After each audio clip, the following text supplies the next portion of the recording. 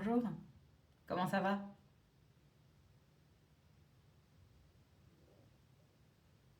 Moi c'est Eve.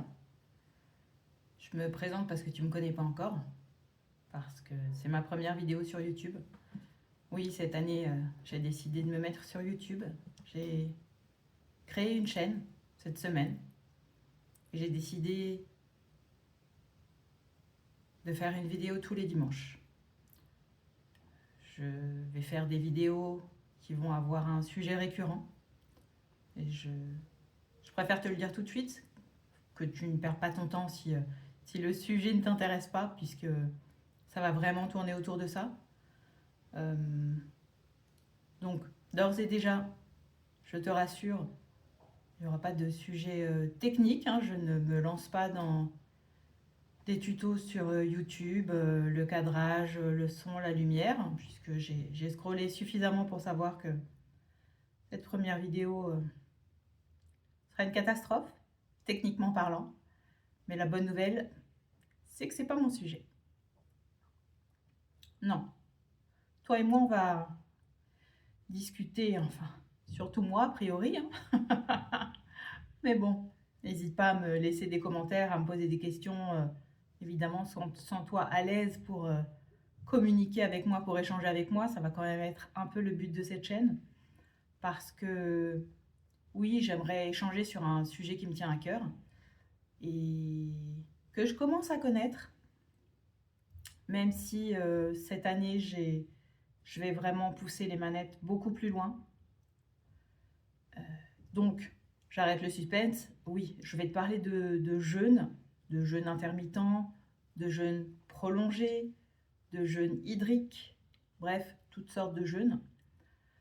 Ou le jeûne sous toutes ses formes, c'est toi qui décides.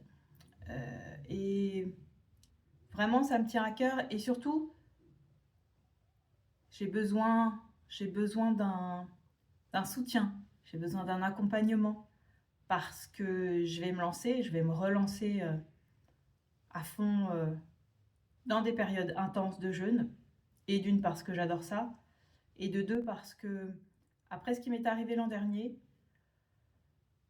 dont je te parlerai peut-être plus tard dans une vidéo, j'ai décidé de remettre à plat ce que je savais sur la nutrition, la diététique. A priori pas grand chose, hein, puisque comme tu peux le voir, je suis obèse. Non, pas juste grosse, obèse. Quand je vais voir un médecin, il me le fait bien remarquer. Et j'ai suffisamment entendu de critiques de gens bien intentionnés de- du milieu médical, hein, pas de gens autour dont je n'ai pas grand-chose à faire. J'ai passé l'âge, j'ai envie de te dire. D'ailleurs, juste pour info, cette chaîne n'est pas adressée aux gens de mon âge. Elle s'adresse vraiment à toutes les tranches d'âge parce que ce que je vais expérimenter cette année n'a rien à voir avec l'âge. C'est plus avec une remise en question de ce qu'on mange, de ce à quoi sert la nourriture de nos jours, et vraiment de savoir pourquoi, comment, pas ce qu'on peut manger, puisque dans l'absolu on peut tout manger, hein, faut arrêter avec les dictates. Oui, alors évidemment je mange moins de produits laitiers, le gluten, je me suis pas trop posé la question, mais j'essaie de faire attention, même si j'ai la chance, j'allais dire, d'avoir un métabolisme sympa. Non, pas trop. Mais je ne fais pas trop d'allergies alimentaires. Je ne suis pas sujette à à des rejets de catégories d'aliments. Non, j'ai de la chance là-dessus. Donc voilà, pour te dresser le portrait rapidement, pour te dresser le tableau rapidement, j'ai j'ai commencé mon BTS diététique l'année dernière, suite donc à mon cancer. Hein, je ne vais pas non plus en faire un secret, puisque j'ai eu un cancer du sein l'année dernière. Et j'ai un peu tout remis en question Dans un premier temps, je me suis demandé si c'était génétique et après avoir fait le tour et avoir plus ou moins réussi à avoir des discussions dans ma famille où ça a été totalement occulté, totalement... c'est comme si j'avais rien eu. Donc bon, parfait. Mais surtout, je n'ai pas vraiment réussi à avoir d'informations précises sur des antécédents de cancer du sein dans ma famille. J'aurais pu discuter avec ma mère, mais elle était déjà dans un état de démence avancée, donc on n'a pas vraiment creusé le sujet, malheureusement. Et j'ai cru comprendre qu'elle avait été suivie il y a une trentaine d'années à Montpellier, mais a priori pas pour un cancer. Pour des problèmes, oui, un peu de cet ordre-là, mais bon, bref, je ne vais pas m'étaler sur le sujet, on s'en fout. Au final, j'en suis arrivée à la conclusion, même si ma généraliste que j'adore n'est pas d'accord avec moi, parce qu'elle est tellement sympa.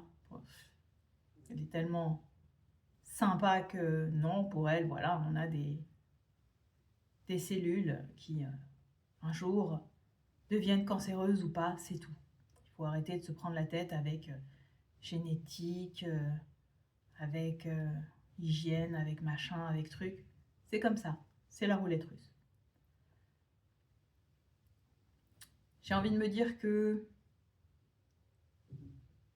c'est plus lié à moi, mon hygiène de vie qui a été catastrophique depuis toujours, puisque si on reprend depuis le début, il me semble que j'ai été grosse depuis toujours, que j'ai été obèse depuis longtemps, j'ai maigri, j'ai regrossi, évidemment comme tous les gens qui commencent à rentrer dans ce cercle vicieux.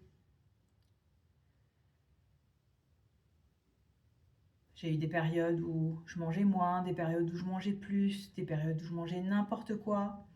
Et les périodes où je mangeais n'importe quoi, c'était quand même la majorité du temps. Je n'ai pas eu d'éducation, vraiment une éducation alimentaire, je ne sais pas ce que c'est. Alors, c'est quand même, c'est ce qui me rend un peu triste et c'est ce qui m'a poussée aussi à créer cette chaîne. Je me rends compte que, en plus d'être devenu un business, je ne parle pas de la prise ou de la perte de poids, je parle de la nourriture en elle-même. En plus d'être devenu un business, c'est quelque chose qui n'est plus du tout naturel. Est-ce que, passé la vingtaine, vous avez besoin de quelqu'un pour vous apprendre à marcher? Quelques personnes peut-être, mais vous n'y pensez plus, c'est naturel. Est-ce que vous avez besoin de quelqu'un pour vous apprendre à respirer? On est de l'ordre de ce besoin-là avec la nourriture, en fait. On ne va pas dire que c'est quelque chose d'inné, évidemment, mais quand même, à un moment, la nourriture, on ne devrait pas avoir à se prendre la tête autant, à avoir à discuter, à aller voir des professionnels. D'ailleurs, j'ai même commencé un BTS diététique, hein, puisque j'aimerais, dans la mesure du possible, ne pas trop vous raconter n'importe quoi. Et j'aimerais savoir ce qu'étudient les professionnels pour qu'on en soit arrivé là, en 2025, avec une obésité. On parle maintenant d'épidémie. Ça devient catastrophique. Alors, et ça devient catastrophique. Et on a de plus en plus de professionnels en détresse aussi, puisqu'ils ne savent plus quoi faire face à une catégorie de la population qui est totalement, pas en roue libre, évidemment, puisque c'est quand même une grande douleur de se retrouver avec des problèmes de poids, avec des problèmes de...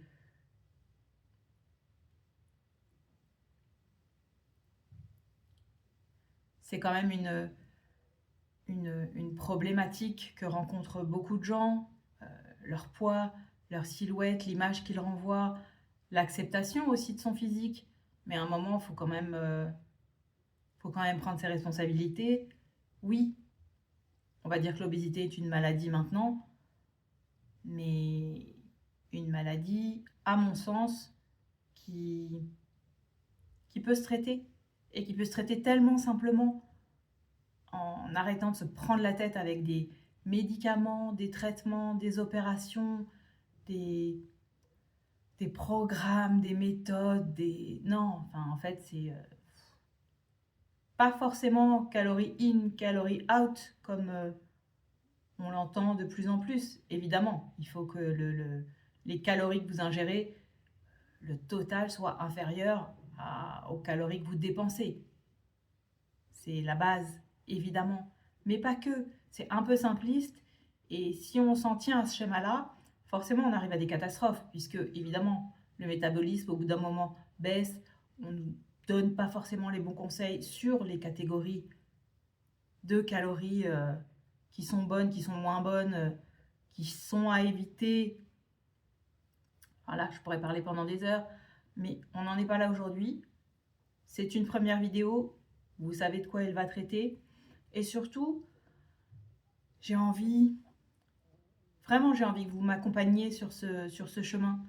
Parce que cette année, je vais perdre 20 kilos, peut-être 25, peut-être 15, mais je vais les perdre.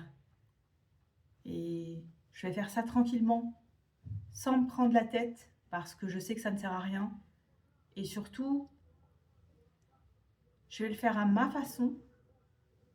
Alors, je n'ai rien inventé, hein.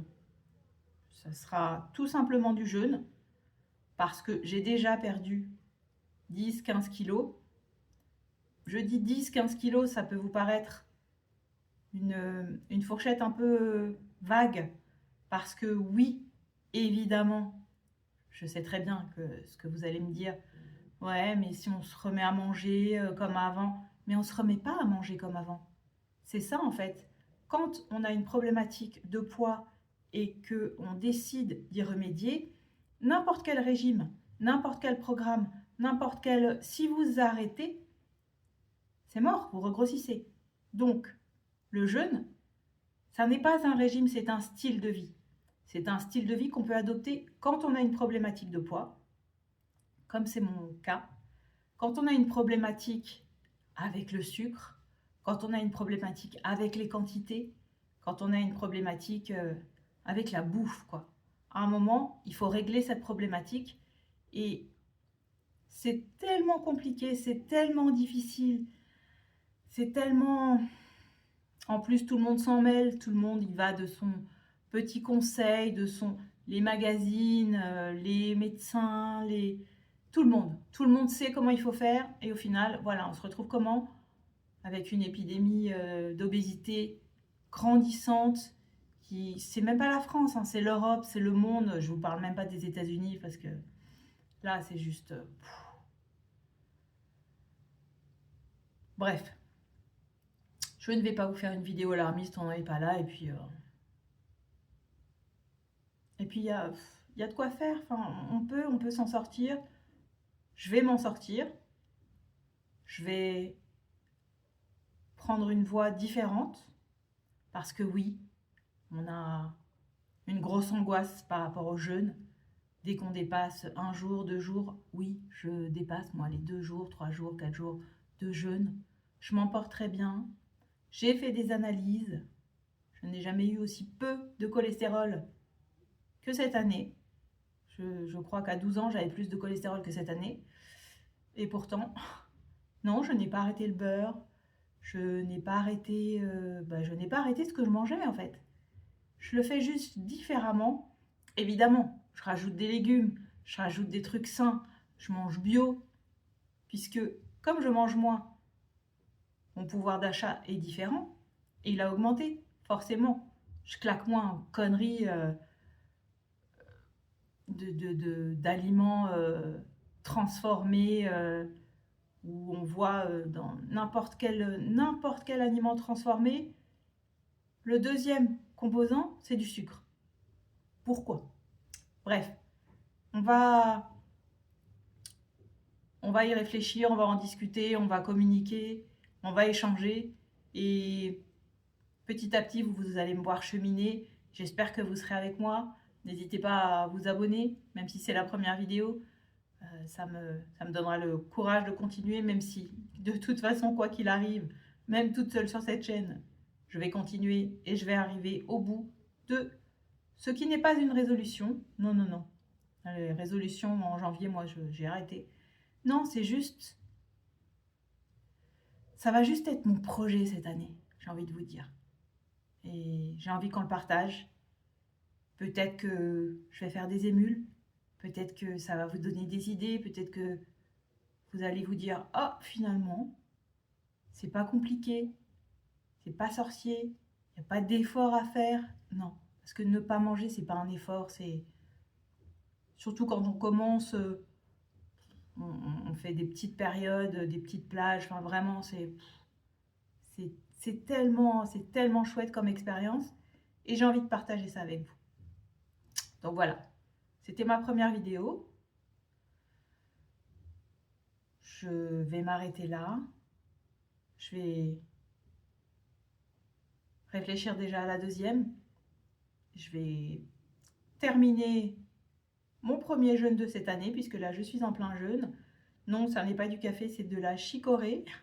Je me mets à la chicorée. Ouais. Même si c'est pas très orthodoxe quand on fait un jeûne, à mon avis. Mais après, chacun vit son expérience comme il a envie de la vivre. Moi, j'ai passé l'âge de me prendre la tête. Je sais que ça fonctionne. Je me suis suffisamment documentée à droite à gauche. Je vais peaufiner un peu mon expérience. Je vais vous montrer comment ça se passe. Je vais vous montrer comment, avec des essais, des échecs forcément, mais surtout un apprentissage. Il faut arrêter de voir ça comme un échec. Il n'y a plus d'échec à un moment, c'est juste de l'apprentissage. On apprend, on se remet en selle, on repart et c'est reparti. Et puis voilà, à un moment, il n'y a pas de raison que ça ne fonctionne pas, puisque c'est mathématique. Et voilà, j'espère que cette première vidéo vous aura emballé autant que moi, parce que vraiment, je sens qu'on va vivre une année de dingue. On se voit dimanche prochain, et comme ça, je vous raconterai mon premier, peut-être mon deuxième, troisième jeûne.